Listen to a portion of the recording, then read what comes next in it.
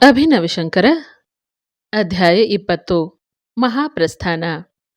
ದಕ್ಷಿಣ ಭಾರತದ ಸಂಚಾರದಿಂದ ಹಿಂತಿರುಗಿದ ನಂತರ ಶ್ರೀ ಗುರುವರ್ಯರ ಶರೀರ ಸ್ಥಿತಿ ಸಮರ್ಪಕವಾಗಿರಲಿಲ್ಲ. ಸಂಚಾರಾಂತ್ಯದಲ್ಲಿ ಅವರು ನಂದಿಬೆಟ್ಟದ ಅಮೃತ ಸರೋವರದಲ್ಲಿ ಸ್ವೇಚ್ಛೆಯಾಗಿ ಮಿಂದರೆಂದು ಈ ಹಿಂದೆ ಓದಿದ್ದೇವಷ್ಟೇ. ಆ ದಿನವೇ ಅವರ ಶರೀರದಲ್ಲಿ ಶೀತ ಬಾಧೆಯುಂಟಾಗಿ ಸಮಸ್ತರನ್ನೂ ಕಳವಳಕ್ಕೀಡು ಮಾಡಿತ್ತು. ಬಹಳ ಕಾಲ ಉಷ್ಣ ದೇಶದಲ್ಲಿಯೇ, ಅಂದರೆ ತಮಿಳುನಾಡಿನಲ್ಲಿ ಸಂಚಾರ ಮಾಡಿ ಆ ಬಳಿಕ ಅತ್ಯಂತ ಶೀತಲವಾದ ಅಮೃತ ಸರೋವರದಲ್ಲಿ ಸ್ನಾನ ಮಾಡಿದುದು ಶರೀರ ಪ್ರಕೃತಿಗೆ ವಿರೋಧವಾಯಿತು. ಮಹಾಪುರುಷರಾದ ಯೋಗಿಗಳು ಶರೀರಕ್ಕಾಗುವ ಬಾಧೆ ಯಾತನೆಗಳನ್ನು ಗಮನಿಸಿದರು. ಇತರರು ಯಾರಾದರೂ ತಮ್ಮ ತಮ್ಮ ರೋಗ ರುಜಿನಗಳನ್ನು, ನೋವು ಯಾತನೆಗಳನ್ನು ಹೇಳಿಕೊಂಡು ಪರಿಹಾರ ಕೇಳಿದಾಗ ಶ್ರೀ ಗುರುವರ್ಯರು ಅವರಿಗೆ ಮಂತ್ರಪೂತವಾದ ಭಸ್ಮವನ್ನೋ ಕುಂಕುಮವನ್ನೋ ಅಥವಾ ಯಂತ್ರವನ್ನೋ ಕೊಡುತ್ತಿದ್ದರು. ಅವು ಅಷ್ಟೇ ಪರಿಣಾಮಕಾರಿಯಾಗಿರುತ್ತಿದ್ದವು.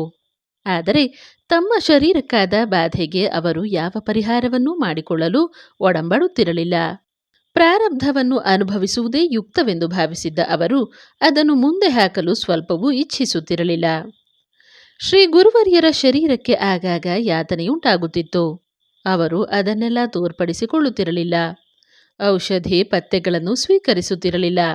ಹತ್ತಿರದಲ್ಲಿಯೇ ಇರುತ್ತಿದ್ದ ಆಪ್ತ ವರ್ಗದವರು ಅವರು ದೇಹದ ನೋವನ್ನು ಅನುಭವಿಸುತ್ತಿರುವುದನ್ನು ನೋಡಿ ಅನುಕಂಪ ಪಡುತ್ತಿದ್ದರು. ಆದರೆ ಅವರೇನೂ ಮಾಡುವಂತಿರಲಿಲ್ಲ. ಇಷ್ಟಾದರೂ ಗುರುವರ್ಯರು ಸ್ನಾನಾದಿ ಕರ್ಮಗಳನ್ನು, ಪೂಜಾದಿ ಅನುಷ್ಠಾನಗಳನ್ನು ಬಿಡಲಿಲ್ಲ. ಕ್ಲುಪ್ತ ಕಾಲಗಳಲ್ಲಿ ಪ್ರತಿಯೊಂದು ಕಾರ್ಯವನ್ನು ನಿಯಮಬದ್ಧವಾಗಿ ನಡೆಸಿಕೊಂಡು ಹೋಗುತ್ತಿದ್ದರು. 1912ರ ವೇಳೆಗೆ ವ್ಯಾಧಿಯು ಉಲ್ಬಣಿಸಿತು. ಶೈತ್ಯ ದೋಷ ಅಧಿಕವಾಗಿ ಗುರುವರ್ಯರು ಕೃಶರಾಗುತ್ತಾ ಬಂದರು. ಶರೀರ ಜೀರ್ಣವಾಗುತ್ತಾ ಬಂತೆಂದೂ ಅದನ್ನು ಕಳಚಿ ಹಾಕಬೇಕೆಂದು ಅವರಿಗೆ ಪದೇ ಪದೇ ಪ್ರೇರಣೆಯಾಗುತ್ತಿತ್ತು. ಇದಕ್ಕೆ ಪೂರ್ವ ಪೀಠಿಕೆಯೋ ಎಂಬಂತೆ ಗುರುವರ್ಯರು ತಾವೇ ಸ್ವತಃ ಪಾಠ ಪ್ರವಚನ ಮಾಡುವುದನ್ನು ನಿಲ್ಲಿಸಿಬಿಟ್ಟಿದ್ದರು. ಶಿಷ್ಯರಿಗೆ ಪಾಠ ಪ್ರವಚನ ಮಾಡುವುದರಲ್ಲಿ ಯಾವಾಗಲೂ ಉತ್ಸಾಹಿಗಳಾಗಿರುತ್ತಿದ್ದ ಅವರು ಪಾಠ ಹೇಳುವುದನ್ನು ನಿಲ್ಲಿಸಿದುದು ಶಿಷ್ಯರಿಗೆಲ್ಲ ಚಿಂತೆಯನ್ನುಂಟು ಮಾಡಿತ್ತು. ಸಮೀಪವರ್ತಿಗಳಿಗೆ ಆತಂಕವನ್ನುಂಟು ಮಾಡಿತ್ತು. ಗುರುವರ್ಯರು ಹೆಚ್ಚು ಹೆಚ್ಚಾಗಿ ಅಂತರ್ಮುಖರಾಗುತ್ತಾ ಬಂದರು. ಶರೀರಕ್ಕೆ ತೀರಾ ಬಾಧೆಯುಂಟಾದಾಗ ಶ್ರೀ ಸದಾಶಿವ ಬ್ರಹ್ಮೇಂದ್ರರ ಆತ್ಮವಿದ್ಯಾವಿಲಾಸ ಎಂಬ ಕಾವ್ಯವನ್ನೋದುವಂತೆ ಸಮೀಪದಲ್ಲಿರುತ್ತಿದ್ದವರಿಗೆ ಹೇಳಿ ತಾವು ಮೈಮರೆತು ಆತ್ಮರತರಾಗಿರುತ್ತಿದ್ದರು. ಶ್ರೀ ಗುರುವರ್ಯರು ಉದ್ದೇಶಿಸಿದ ಕಾರ್ಯಗಳೆಲ್ಲವೂ ಪ್ರತಿಯೊಂದು ಜಯಪ್ರದವಾಗಿ ನೆರವೇರಿದ್ದವು. ಅವರೆಷ್ಟಾದರೂ ಸಿದ್ಧ ಸಂಕಲ್ಪರಲ್ಲವೇ? ತಮ್ಮೆಲ್ಲ ಕೆಲಸಗಳೂ ಪೂರೈಸಿದ ನಂತರ ಇನ್ನೇಕೆ ಶರೀರದ ಹಂಗು? ಶೃಂಗೇರಿಯಲ್ಲಿಯೂ ಬೆಂಗಳೂರಿನಲ್ಲಿಯೂ ಸಂಸ್ಕೃತ ಪಾಠಶಾಲೆಗಳನ್ನು ಆರಂಭಿಸಿದ್ದರು. ಶ್ರೀಶಂಕರ ಜಯಂತ್ಯುತ್ಸವವನ್ನು ಎಲ್ಲೆಲ್ಲಿಯೂ ನಡೆಸುವಂತೆ ಅದನ್ನು ಆಧ್ಯಾತ್ಮಿಕ ಹಬ್ಬವನ್ನಾಗಿ ಆಚರಿಸಲು ವ್ಯವಸ್ಥೆ ಮಾಡಿದ್ದರು. ಕಾಲಟಿ ಕ್ಷೇತ್ರವನ್ನು ಪರಿಷ್ಕರಿಸಿ ಅಲ್ಲಿ ಶ್ರೀಶಂಕರ ಮಠವನ್ನು ಸ್ಥಾಪಿಸಿ ಅದನ್ನು ಭಾರತ ಶ್ರೇಷ್ಠ ಆಧ್ಯಾತ್ಮಿಕ ಕೇಂದ್ರವನ್ನಾಗಿ ಪರಿವರ್ತಿಸಿದ್ದರು. ಶ್ರೀಶಂಕರ ಭಗವತ್ಪಾದರ ಎಲ್ಲ ಕೃತಿಗಳನ್ನು ಸರಿಯಾಗಿ ಸಂಶೋಧಿಸಿ ಸಂಪಾದಿಸಿ 20 ಸಂಪುಟಗಳಲ್ಲಿ ಪುನರ್ಮುದ್ರಣ ಮಾಡಿಸಿದ್ದರು. ಹೀಗೆ ತಾವು ಸಂಕಲ್ಪಿಸಿದ್ದ ಎಲ್ಲ ಕಾರ್ಯಗಳನ್ನು ಯಶಸ್ವಿಯಾಗಿ ನೆರವೇರಿಸಿದ್ದರು. ಸಂಚಾರದಿಂದ ಹಿಂತಿರುಗಿದಾಗಲೇ ಶ್ರೀ ಶಾರದಾ ಸನ್ನಿಧಿಯಲ್ಲಿ ಅಂಜಲಿಬದ್ಧರಾಗಿ ಇಥ ಪರಂ ಕಿಂ ಕರಣೀಯಮಸ್ತಿ ಎಂದು ಜಗದಂಬೆಯನ್ನು ಪ್ರಾರ್ಥಿಸಿದ್ದರು. ತಮ್ಮ ಉದ್ದೇಶಿತ ಕಾರ್ಯಗಳೆಲ್ಲವೂ ಮುಗಿದಿರಲು ಇನ್ನು ಮಾಡುವುದೇನಿತ್ತು? ಶಿಷ್ಯ ಪರಿಗ್ರಹಣವೊಂದು ತಾನೇ? ಹೌದು, ಉಳಿದಿದ್ದುದು ಅದು ಒಂದೇ ಒಂದು ಅತಿ ಮುಖ್ಯ ಕಾರ್ಯ. ಅದನ್ನೂ ಸಹ ಗುರುವರ್ಯರು ಬಹಳ ಹಿಂದೆಯೇ ಮಾಡಿಬಿಟ್ಟಿದ್ದರು. ತಮ್ಮ ಉತ್ತರಾಧಿಕಾರಿಯನ್ನು ಹೃತ್ಪೂರ್ವಕವಾಗಿಯೂ ಮನಃಪೂರ್ವಕವಾಗಿಯೂ ಆತ್ಮಪೂರ್ವಕವಾಗಿಯೂ ಬಹಳ ಹಿಂದೆಯೇ ನಿಯಮಿಸಿಬಿಟ್ಟಿದ್ದರು. ಇನ್ನು ಉಳಿದಿದ್ದುದೆಂದರೆ ತಮ್ಮ ಆ ಒಳ ನಿರ್ಧಾರವನ್ನು ಹೊರಗಿಡಹಿ ಶಿಷ್ಯ ಪರಿಗ್ರಹಣ ಕಾರ್ಯವನ್ನು ಲೋಕಕ್ಕೆ ಅರಿಯುವಂತೆ ನಡೆಸುವುದೊಂದೇ ತಾನೇ? ತಮ್ಮ ಆಂತರ್ಯವನ್ನು ಹೊರಗಿಡಹಲು ಸೂಕ್ತ ಕಾಲ ಬೇಡವೇ? ಅದಕ್ಕಾಗಿ ಕಾಯುತ್ತಿದ್ದ ಗುರುವರ್ಯರು ತಮ್ಮ ನಿರ್ಧಾರವನ್ನು ಪ್ರಕಟಿಸಲು ಇದೇ ಸರಿಯಾದ ಸಮಯವೆಂದು ಬಗೆದು ತಮ್ಮ ಆಪ್ತ ಕಾರ್ಯಭಾರಿಯಾಗಿದ್ದ ಶ್ರೀಕಂಠ ಶಾಸ್ತ್ರಿಗಳನ್ನು ಕರೆಸಿಕೊಂಡರು. ಗುರುಗಳಿಗೆ ಅತ್ಯಂತ ಆಪ್ತರು, ಗುರು ಸೇವೆಯಲ್ಲಿ ಪರಮನಿಷ್ಠರು ಮತ್ತು ಗುರುವರ್ಯರ ಯೋಗಕ್ಷೇಮದಲ್ಲಿ ಸದಾ ನಿರತರೂ ಆಗಿದ್ದ ಶ್ರೀಕಂಠ ಶಾಸ್ತ್ರಿಗಳಿಗೆ ಗುರುವರ್ಯರ ಶರೀರ ಸ್ಥಿತಿಯು ಬಹಳ ಯೋಚನೆಗೆ ಕಾರಣವಾಗಿತ್ತು. ಎಷ್ಟು ಪ್ರಾರ್ಥಿಸಿದರೂ ಔಷಧಿಗಳಿಗೆ ಗುರುವರಿಯರು ಒಪ್ಪದ್ದರಿಂದ ಶಾಸ್ತ್ರಿಗಳು ಚಿಂತಿತರಾಗಿದ್ದರು. ಇದಲ್ಲದೆ ಪೀಠಕ್ಕೆ ಯೋಗ್ಯ ಉತ್ತರಾಧಿಕಾರಿಯನ್ನು ನೇಮಕ ಮಾಡುವ ವಿಷಯದಲ್ಲಿಯೂ ಶಾಸ್ತ್ರಿಗಳಿಗೆ ಪ್ರಬಲವಾದ ಯೋಚನೆ ಉಂಟಾಗಿತ್ತು. ಶಾಸ್ತ್ರಿಗಳ ಯೋಚನೆ ಹಿಂದಿನ ಘಟನೆಯೊಂದಕ್ಕೆ ಸಾಗಿತು. ಶ್ರೀ ಗುರುವರ್ಯರು ಸಂಚಾರ ಹೊರಡುವ ಮುನ್ನ ಶ್ರೀ ಶಾರದಾಂಬಾ ಆಲಯದ ಪುನರ್ ನಿರ್ಮಾಣಕ್ಕೆ ಅಸ್ಥಿಭಾರ ಶಿಲೆಯನ್ನು ಸ್ಥಾಪಿಸಿದ್ದರಲ್ಲವೇ? ಆ ಕಾರ್ಯವು ನಡೆಯುತ್ತಿತ್ತು. ಆದರೆ ಒಂದು ದಿನ ಇದ್ದಕ್ಕಿದ್ದಂತೆಯೇ ಗರ್ಭಗುಡಿಯಲ್ಲಿ ಅಗ್ನಿ ಪ್ರತ್ಯಕ್ಷವಾಯಿತು. ಹಲವಾರು ಪದಾರ್ಥಗಳು ಉರಿದು ಹಳೆಯ ದೇವಸ್ಥಾನದ ಕೆಲವು ಭಾಗಕ್ಕೆ ಬಹಳ ಅಪಾಯ ಒದಗಿತ್ತು. ಆದರೆ ಶ್ರೀ ಶಾರದಾಂಬಾರವರ ಅಧಿಷ್ಠಾನಕ್ಕಾಗಲಿ ಮೂರ್ತಿಗಾಗಲಿ ಯಾವ ವಿಧವಾದ ಘಾತವೂ ಆಗಿರಲಿಲ್ಲ. ಈ ಘಟನೆ ಇದ್ದಕ್ಕಿದ್ದಂತೆಯೇ ನಡೆದುದು ಶಾಸ್ತ್ರಿಗಳ ಮನಸ್ಸನ್ನು ಕೊರೆಯುತ್ತಲೇ ಇತ್ತು. ಶ್ರೀ ಗುರುವರ್ಯರ ಶರೀರಕ್ಕೆ ಹಠಾತ್ತಾಗಿ ವ್ಯಾಧಿಯೊದಗಿದ್ದರಿಂದ ಈ ಘಟನೆ ಮುಂಬರುವುದರ ಸಂಕೇತವಿರಬಹುದೇನೋ ಎಂದು ಭೀತಿಯೂ ಆಗಿತ್ತು. ಶ್ರೀ ಗುರುವರ್ಯರ ಕರೆ ಬಂದೊಡನೆ ಬಂದ ಶಾಸ್ತ್ರಿಗಳು ನಮಸ್ಕರಿಸಿ ನಮ್ರರಾಗಿ ಕುಳಿತರು. ಈ ಶರೀರದಿಂದ ತಮ್ಮ ಪ್ರಯಾಣವು ಸನ್ನಿಹಿತವಾಗುತ್ತಿರುವುದರಿಂದ ಶಿಷ್ಯ ಪರಿಗ್ರಹಣ ಮಾಡಿ ಅವರಿಗೆ ಸಂಪೂರ್ಣ ಭಾರವನ್ನು ವಹಿಸಿ ತಾವು ಆ ಸಂಬಂಧದಿಂದ ನಿವೃತ್ತರಾಗಬೇಕೆಂದು ಗುರುವರ್ಯರು ಶಾಸ್ತ್ರಿಗಳಿಗೆ ತಿಳಿಸಿದರು. ತಾವು ಇನ್ನು ಹೆಚ್ಚು ದಿನ ಶರೀರ ಧಾರಣೆ ಮಾಡಲು ಸಾಧ್ಯವಾಗದೆಂದು ಸ್ಪಷ್ಟಪಡಿಸಿದರು. ಶಾಸ್ತ್ರಿಗಳು ಮೌನವಾಗಿ ಕುಳಿತಿದ್ದರು. ಗುರುವರ್ಯರು ಮಾತನ್ನು ಮುಂದುವರೆಸಿ ತಮ್ಮ ಸ್ಥಾನಕ್ಕೆ ಬರಲು ಅರ್ಹರೆಂದು ಹಲವಾರು ವರ್ಷಗಳಿಂದ ತಮ್ಮ ಹೃದಯದಲ್ಲಿಯೇ ನಿರ್ಧರಿಸಿಕೊಂಡಿದ್ದಂತೆ ಶ್ರೀ ಈಶ್ವರಿ ನರಸಿಂಹಶಾಸ್ತ್ರಿಗಳಿಗೆ ಸನ್ಯಾಸಾಶ್ರಮವನ್ನು ಕೊಡಿಸಿ ಅವರನ್ನೇ ತಮ್ಮ ಉತ್ತರಾಧಿಕಾರಿಯಾಗಿ ನೇಮಿಸಲು ನಿಷ್ಕರ್ಷೆ ಮಾಡಿಕೊಂಡಿರುವುದಾಗಿ ಅಪ್ಪಣೆ ಕೊಡಿಸಿದರು. ಗುರುವರ್ಯರ ನಿರಾಶಾದಾಯಕವಾದ ದೇಹಸ್ಥಿತಿಯಿಂದ ಮೊದಲೇ ಚಿಂತಿತರಾಗಿದ್ದ ಶಾಸ್ತ್ರಿಗಳು ಈಗ ಇನ್ನೂ ಹೆಚ್ಚು ಭೀತರಾದರು. ತಮ್ಮ ಶರೀರ ಬಂಧನ ಕಳಚುವ ಕಾಲ ಸನ್ನಿಹಿತವಾಗುತ್ತಿದೆ ಎಂದು ಗುರುಗಳೇ ನುಡಿಯುತ್ತಿರುವಾಗ ಅದನ್ನು ನಂಬದಿರುವುದೆಂತು? ಶ್ರೀ ಗುರುವರ್ಯರ ಅಪೇಕ್ಷೆಯಂತೆ ಉತ್ತರಾಧಿಕಾರಿಯ ವಿಚಾರವಾಗಿ ಅವರ ನಿರ್ಧಾರವನ್ನು ಮೈಸೂರಿನ ಮಹಾರಾಜರು ಗುರುಭಕ್ತರೂ ಆಗಿದ್ದ ಶ್ರೀ ನಾಲ್ವಡಿ ಕೃಷ್ಣರಾಜರಿಗೆ ಶ್ರುತಪಡಿಸಿ ಬೆಂಗಳೂರಿನ ಶಂಕರ ಮಠದಲ್ಲಿ ವ್ಯಾಸಂಗ ಮಾಡುತ್ತಿದ್ದ ಶ್ರೀ ನರಸಿಂಹ ಶಾಸ್ತ್ರಿಗಳನ್ನು ಕರೆದು ತರಲು ಕುಣಿಗಲ್ ರಾಮಶಾಸ್ತ್ರಿಗಳು ಕಳಿಸಲ್ಪಟ್ಟರು. ಆಗ ಬೆಂಗಳೂರಿನಲ್ಲಿಯೇ ವಸತಿ ಮಾಡಿದ್ದ ಮಹಾರಾಜರು ಗುರುವರ್ಯರ ದೇಹಸ್ಥಿತಿಯನ್ನು ತಿಳಿದು ಅತ್ಯಂತ ವ್ಯಸನಗೊಂಡು ಅವರ ಆಜ್ಞೆಯನ್ನು ಶಿರಸ ವಹಿಸಿ ನಡೆಸಿಕೊಡಲು ಸಿದ್ಧರಾಗಿರುವುದಾಗಿ ತಮ್ಮ ಆಂತರ್ಯವನ್ನು ಗುರುವರ್ಯರಿಗೆ ತಿಳಿಸುವಂತೆ ಕುಣಿಗಲ್ ರಾಮಶಾಸ್ತ್ರಿಗಳಿಗೆ ಹೇಳಿದರು. ಇಷ್ಟರಲ್ಲಿ ಶ್ರೀ ಗುರುವರ್ಯರ ಆರೋಗ್ಯ ಇನ್ನೂ ಕೆಡುತ್ತಾ ಬಂದಿತು. ಕೆಮ್ಮು ಹೆಚ್ಚುತ್ತಾ ಬಂದು ಸ್ವಲ್ಪ ಮಾತನಾಡುವುದಕ್ಕೂ ಪ್ರತಿಬಂಧಕವಾಗುತ್ತಿತ್ತು. ಈ ಮಧ್ಯೆ ಮೈಸೂರು ರಾಜ್ಯದ ಮುಖ್ಯ ವೈದ್ಯಾಧಿಕಾರಿಗಳು ಶೃಂಗೇರಿಗೆ ಬಂದು ಗುರುವರ್ಯರ ದೇಹಸ್ಥಿತಿಯನ್ನು ಪರೀಕ್ಷಿಸಿದರು. ಅವರ ವರದಿಯೂ ನಿರಾಶಾದಾಯಕವಾಗಿತ್ತು. ಮೊದಲೇ ಭೀತರಾಗಿದ್ದ ಶಿಷ್ಯರಿಗೆ ಈ ವರದಿ ಅತ್ಯಂತ ಕಳವಳವನ್ನುಂಟು ಮಾಡಿತು. ಇದಕ್ಕೆ ಸರಿಯಾಗಿ ಫಾಲ್ಗುಣ ಬಹುಳ ತ್ರಯೋದಶಿ ರಾತ್ರಿ 10 ಗಂಟೆಗೆ ಆರಂಭವಾದ ಕೆಮ್ಮು ಮಧ್ಯರಾತ್ರಿ 1 ಗಂಟೆಯವರೆಗೂ ಅವ್ಯಾಹತವಾಗಿ ತೊಂದರೆಯನ್ನು ಕೊಟ್ಟಿತು. ಶ್ರೀ ಗುರುವರ್ಯರು ಆ ಶರೀರಕ್ಕೆ ಪ್ರಾಪ್ತವಾಗಿದ್ದ ಪ್ರಾರಬ್ಧದ ಕರ್ಮಶೇಷವನ್ನು ಅನುಭವಿಸಿಯೇ ಕಳೆದುಕೊಳ್ಳಲು ನಿರ್ಧರಿಸಿಬಿಟ್ಟಿದ್ದರಿಂದ ಯಾರೂ ಯಾವ ಪ್ರತಿರೋಧವನ್ನು ಮಾಡಲಾಗಲಿಲ್ಲ. ಬೆಂಗಳೂರಿನಿಂದ ಶ್ರೀ ನರಸಿಂಹಶಾಸ್ತ್ರಿಗಳು ಬರುವ ಮುನ್ನವೇ ಗುರುವರ್ಯರು ವಿದೇಹ ಮುಕ್ತಿಯನ್ನು ಪಡೆಯಬಹುದೆಂಬ ಶಂಕೆಯು ಅನೇಕರನ್ನು ಬಾಧಿಸಿತು. ಈ ಮಧ್ಯೆ ಕುಣಿಗಲ್ ರಾಮಶಾಸ್ತ್ರಿಗಳಿಗೂ ಒಂದು ಪತ್ರ ಕಳಿಸಲ್ಪಟ್ಟಿತ್ತು.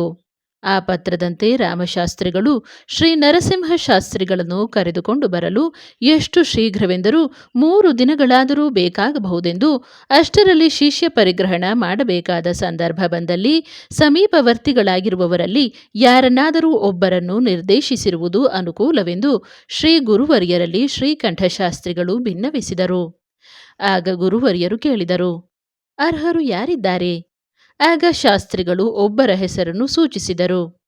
ಅವನು ಮಂದಮತಿ, ಅಕ್ಷರಸ್ಥನಾಗಲಾರ ಎಂದರು ಗುರುವರ್ಯರು. ಶಾಸ್ತ್ರಿಗಳು ಮತ್ತೊಬ್ಬನ ಹೆಸರನ್ನು ಸೂಚಿಸಿದರು. ಪರಿಶುದ್ಧವಾದ ಆಚಾರ್ಯ ಸ್ಥಾನದಲ್ಲಿ ಅವನನ್ನು ನಿಯಮಿಸುವುದಕ್ಕಿಂತ ಆ ಸ್ಥಾನವನ್ನು ಶೂನ್ಯವಾಗಿಡುವುದೇ ಎಷ್ಟೋ ಲೇಸು ಎಂದು ಬಿಟ್ಟರು ಗುರುವರ್ಯರು. ಶಾಸ್ತ್ರಿಗಳು ಅಲ್ಲಿಗೂ ಬಿಡದೆ 3ನೆಯ ಹೆಸರನ್ನು ಸೂಚಿಸಿದರು.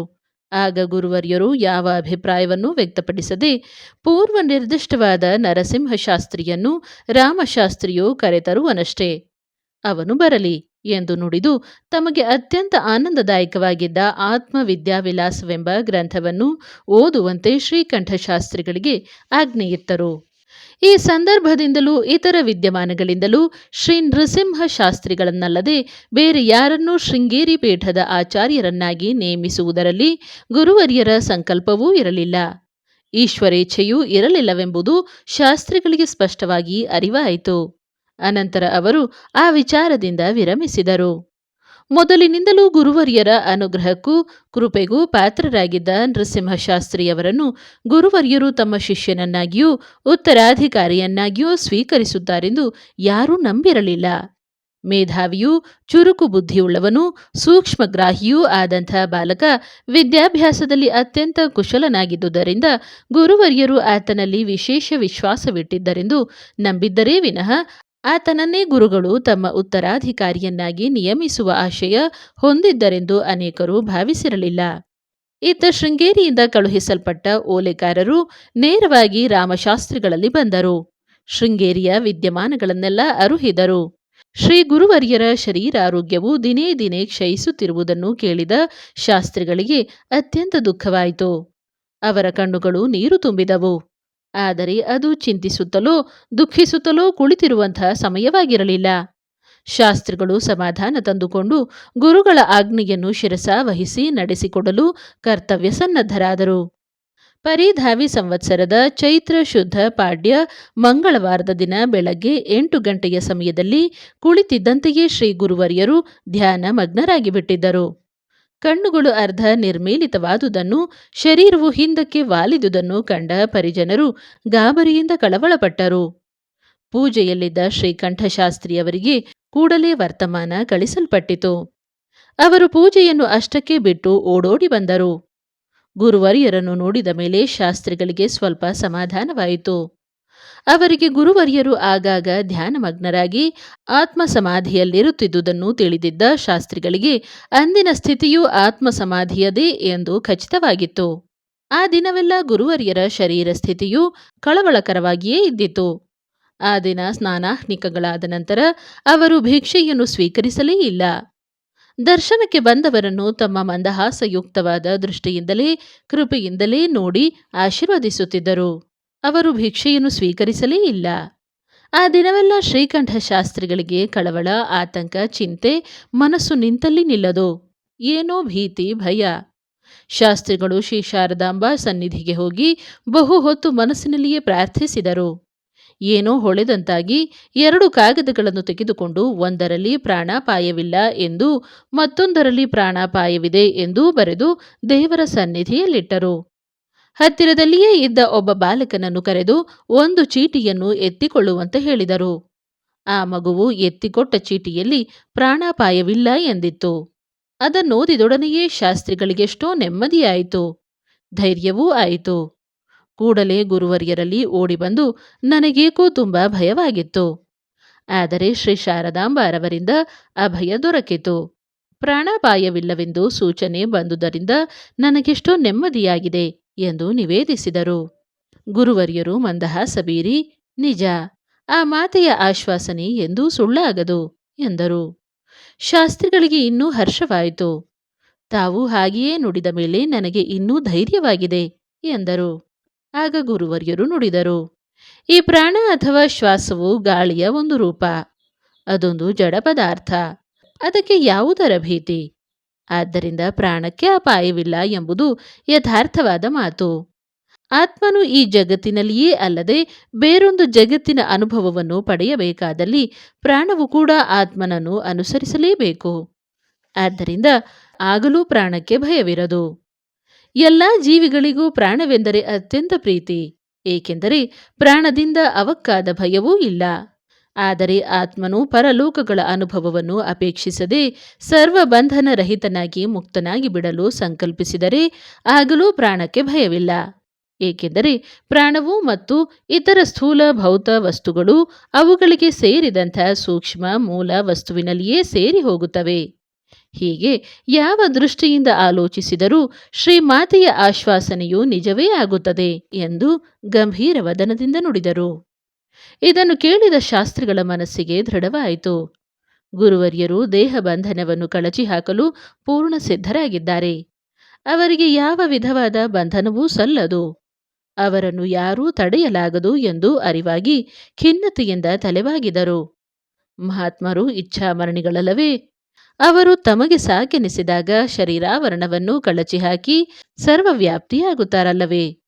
ಮಾರನೆಯ ದಿನ ಬೆಳಗ್ಗೆ ಎಂದರೆ ಚೈತ್ರ ಶುದ್ಧ ಬಿದಿಗೆಯೆಂದು ಬೆಳಗ್ಗೆ 6 ಗಂಟೆಗೆ ಗುರುವರ್ಯರು ಸ್ನಾನಾಹ್ನಿಕಗಳನ್ನು ನೆರವೇರಿಸಿ ಸ್ವಲ್ಪವೇ ಸ್ವಲ್ಪ ಹಾಲನ್ನು ಸ್ವೀಕರಿಸಿದರು. ಹಿಂದಿನ ದಿನ ತೀರಾ ಆಯಾಸವಾಗಿ ಶರೀರವು ಬಳಲಿದುದರಿಂದ ಈ ದಿನ ವಿಶ್ರಾಮಾಸನದಲ್ಲಿ ಕುಳಿತವರು ಹಾಗೆಯೇ ಧ್ಯಾನಪರವಶರಾದರು. ಅನೇಕರು ಹಿಂದಿನ ದಿನ ಪೂರ್ತಿ ನಿದ್ರೆ ಮಾಡಲು ಗುರುಗಳಿಗೆ ಅವಕಾಶವೇ ದೊರಕದ್ದರಿಂದ ಈಗ ನಿದ್ರೆ ಮಾಡುತ್ತಿದ್ದಾರೆ, ಪರವಾಗಿಲ್ಲ ಎಂದು ಧೈರ್ಯ ತಂದುಕೊಳ್ಳುತ್ತಿದ್ದರು. ಆದರೆ ಅದು ನಿದ್ರೆಯಲ್ಲ, ಆತ್ಮಪರವಶತೆ ಎಂದು ಕೆಲವರಿಗೆ ಮಾತ್ರ ಅರಿವಾಗಿತ್ತು. ಧ್ಯಾನದಿಂದ ಎಚ್ಚೆತ್ತ ಗುರುವರ್ಯರಿಗೆ ಪುನಃ 9 ಗಂಟೆಯಲ್ಲಿ ಎಡೆಬಿಡದೆ ಕೆಮ್ಮು ಆರಂಭವಾಗಿ ಬಿಟ್ಟಿತು. ಅರ್ಧ ಗಂಟೆಯವರೆಗೆ ಸತತವಾಗಿ ಪೀಡಿಸಿದ ಕೆಮ್ಮು ಕ್ರಮೇಣ ಕಡಿಮೆಯಾಯಿತು. ಆದರೆ ಶರೀರಾದ್ಯಂತವೂ ವಾಯು ನೋವಿನಿಂದ ಬಾಧೆ ಪಡಲಾರಂಭಿಸಿತು. ಸುಮಾರು 11 ಗಂಟೆಗೆ ಈ ಸೆಳೆತದ ಉಪದ್ರವವೂ ಕಡಿಮೆಯಾಗುತ್ತಾ ಬಂದು ನಿಂತಿತು. ಆ ಬಳಿಕ ಶ್ರೀ ಗುರುವರ್ಯರು ಪದ್ಮಾಸನಸ್ಥರಾಗಿ ನೆಟ್ಟಗೆ ಕುಳಿತರು. ಶಿರವನ್ನು ಬಗ್ಗಿಸಿ ನಿಶ್ಚಲರಾಗಿ ಕುಳಿತು ಸ್ವಭಾವ ಸಿದ್ಧವಾದ ಮಂದಹಾಸದಿಂದ ತಮ್ಮ ಪ್ರಾಣಗಳನ್ನು ಹೊರದೂಡಿ ವಿಶ್ವವ್ಯಾಪಕರಾದರು. ಆಗ ಶರೀರವು ತನ್ನಂತೆ ತಾನೇ ಹಿಂದಕ್ಕೆ ವಾಲಿತು. ಪರಿಜನರು ಅದನ್ನು ಹಾಗೆಯೇ ಮಲಗಿಸಿದರು. ಈ ಮಹಾಪುರುಷರು ಯೋಗ ನಿಷ್ಣಾತರಾಗಿದ್ದುದರಿಂದಲೂ ಆಗಾಗ ಧ್ಯಾನ ಪರವಶರಾಗುತ್ತಿದ್ದುದು ಶರೀರದ ಸಂಬಂಧವೇ ಇರದಂತೆ ಆತ್ಮ ಸಮಾಧಿಯಲ್ಲಿರುತ್ತಿದ್ದುದರಿಂದಲೂ ಆತ್ಮಾನಂದವನ್ನು ಯಾವಾಗಲೆಂದರೆ ಆಗಾಗ ಅನುಭವಿಸುತ್ತಿದ್ದುದರಿಂದಲೂ ಅವರು ಶರೀರಾಲಯವನ್ನು ಬಿಟ್ಟು ವಿಶ್ವವ್ಯಾಪಕರಾದರೆಂಬುದನ್ನು ಗುರುತಿಸಲು ಸ್ವಲ್ಪ ಕಾಲವೇ ಬೇಕಾಯಿತು. ಶ್ರೀ ಗುರುವರ್ಯರ ನಿರ್ಯಾಣದ ಸುದ್ದಿ ಎಲ್ಲೆಡೆಗಳಿಗೂ ಕಳುಹಿಸಲ್ಪಟ್ಟಿತು. ಅವರ ಶರೀರದ ದರ್ಶನಕ್ಕಾಗಿ ಅಸಂಖ್ಯಾತ ಜನರು ಬಂದರು. ದರ್ಶಿಸಿದ ಪ್ರತಿಯೊಬ್ಬರೂ ದುಗುಡದಿಂದ ವ್ಯಸನದಿಂದ ಕಂಪಿಸುವ ನುಡಿಗಳಲ್ಲಿ ಕಂಬನಿ ತುಂಬಿದ ಕಂಗಳಲ್ಲಿ ತಮ್ಮ ತಮ್ಮ ಹೃದಯದ ಅಳಲನ್ನು ತೋಡಿಕೊಂಡರು. ಎಲ್ಲರಲ್ಲಿಯೂ ಏಕರೀತಿಯ ಪ್ರೀತಿ ವಾತ್ಸಲ್ಯಗಳನ್ನು ಹೊಂದಿದ್ದವರು, ಅಜಾತ ಶತ್ರುಗಳಾಗಿದ್ದವರು ತಮ್ಮ ದರ್ಶನ ಮಾತ್ರದಿಂದಲೇ ಅನೇಕರ ದುಃಖ ಸಂಕಟಗಳನ್ನು ಪರಿಹರಿಸುತ್ತಿದ್ದವರೂ ಆಗಿದ್ದ ಶ್ರೀ ಗುರುವರ್ಯರ ವಿಯೋಗದಿಂದ ಪ್ರಾಣಿಗಳೂ ಸಹ ಅಂದು ಆಹಾರವನ್ನು ಮುಟ್ಟದೆ ಅತ್ಯಂತ ದುಃಖದಲ್ಲಿದ್ದವು. ನರಸಿಂಹವನದ ಅವರ ಆಶ್ರಮದ ಸಮೀಪದಲ್ಲಿಯೇ ಅವರ ಶರೀರವನ್ನು ವಿಧಿಪೂರ್ವಕವಾಗಿ ಸಮಾಧಿ ಮಾಡಲಾಯಿತು. ಅನೇಕ ವರ್ಷಗಳಿಂದಲೂ ರಾತ್ರಿ ವಿಶ್ರಾಂತಿಗೆ ಹೊರಡುವ ಮುನ್ನ ಅವರು ಪೂಜಿಸುತ್ತಿದ್ದ ನರ್ಮದಾ ಬಾಣಲಿಂಗವನ್ನೇ ಆ ಸಮಾಧಿಯ ಮೇಲೆ ಪ್ರತಿಷ್ಠಿಸಲಾಯಿತು.